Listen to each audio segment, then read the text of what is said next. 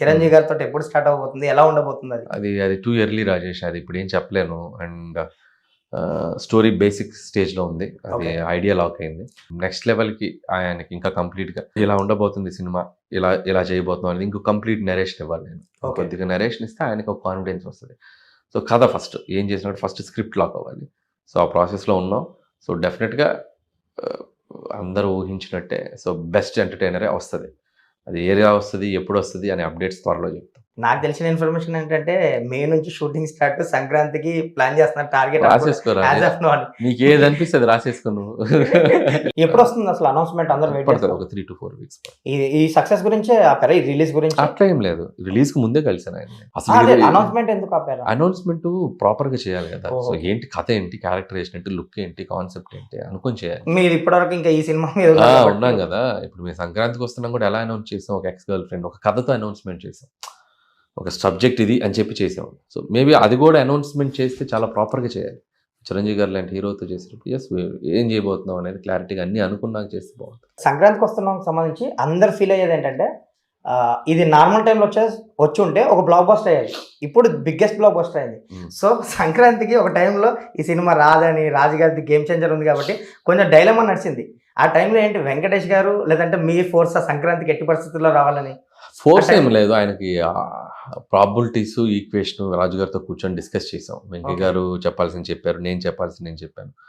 So ఆ సినిమాకి మన సినిమా ఎంతవరకు అడ్డం కాదు, మనది వేరే జోనరు, మనది వేరే గోల అలా చెప్పాను తప్ప ఆయన ఇబ్బంది పెట్టేలా చేయలేదు. సో అంటే ఎందుకంటే ప్రాపర్ సంక్రాంతి ఫిల్మ్ మీరు అన్నట్టు, అందుకే చెప్పినందుకు ఫెస్టివల్ ఫిల్మ్ కాబట్టి ఈ ఫెస్టివల్ కి వచ్చే ఆడియన్స్ ని దీన్ని మనం వదలకూడదు. అందుకే వండర్ క్రియేట్ చేసింది. ఇప్పుడు ఎక్కువ అంటే ఇప్పుడు ఈ టైంలో ఈ సీజన్ లో ఏంటంటే అందరు ఫ్యామిలీస్ కలిసి చూడాలనుకుంటారు. ఈ సినిమాకి అది కుదిరింది. అందరు 30 మంది, 40 మంది, 20 మంది అసలు ఫ్యామిలీస్ కదిలేరు. అదే చెప్తున్నాను కదా, అది ఒక్కోసారి మనం అనుకున్నది ఎక్కడ ఏం చేసాం అక్కడ రిలీజ్ చేయగలిగితేనే దాని అవుట్పుట్ బాగుంటుంది.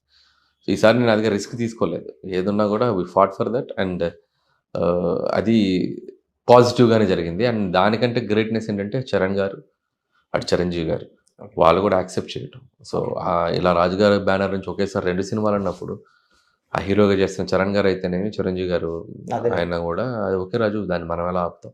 సో వాళ్ళు ఆ సినిమాని అక్కడ అనుకుంటున్నప్పుడు మేము మా సినిమా గురించి అది నువ్వు ఆపని మేము అనకూడదు. సో దీని సినిమా ఇది వేరు, దాన్ని వేరు.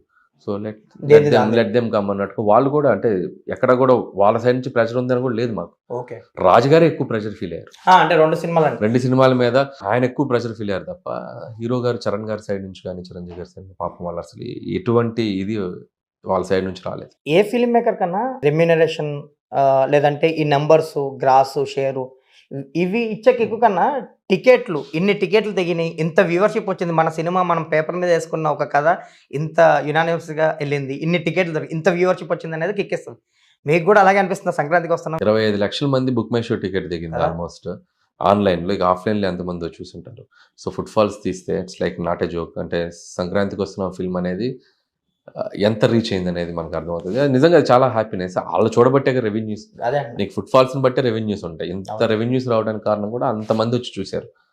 So thanks to audience again. It's like ఈ సంక్రాంతి పర్టికులర్గా నాకు చాలా అవసరం. నన్ను నేను ఎక్కువగా ప్రూవ్ చేసుకోవాల్సిన టైంలో నాకు మళ్ళీ అంటే ఎంటర్టైన్మెంట్లో భగవంత్ కేసరితో ఒక టైప్ ఆఫ్ నేను ప్రూవ్ చేసుకున్నాను. ఎంటర్టైన్మెంట్ అనేది నా స్ట్రాంగ్ ఏరియా. స్టిల్ అక్కడేదో 1-2 కంప్లైంట్లు ఉన్నాయి. ఎస్ ఇది ఈసారి అది కూడా ఉండకూడదు అని చెప్పి కొడితే కరెక్ట్గా వెళ్ళి కూర్చుంది. ఈసారి డైరెక్ట్ టార్గెట్ రీచ్ అయ్యింది. వాళ్ళు కూడా ఏదో తీస్తాను బయట ఫస్ట్ చూడాలి, అది మొత్తం ఒకసారి డిస్ట్రిబ్యూటర్తో మాట్లాడి నిజంగా చూస్తే పెద్ద నెంబరే ఉంటుంది. అదే అన్న, సో అంతమంది చూసారంటే నిజంగా సినిమా థియేటర్స్కి వస్తున్నారా రావట్లేదు అనే డిబేట్స్ జరుగుతున్న టైంలో బేసిక్గా చాలా మంది ఇప్పుడు ఫ్యామిలీ ఆడియన్స్ అసలు సినిమాలకి థియేటర్కి రావట్లేదు, తగ్గిపోయారు.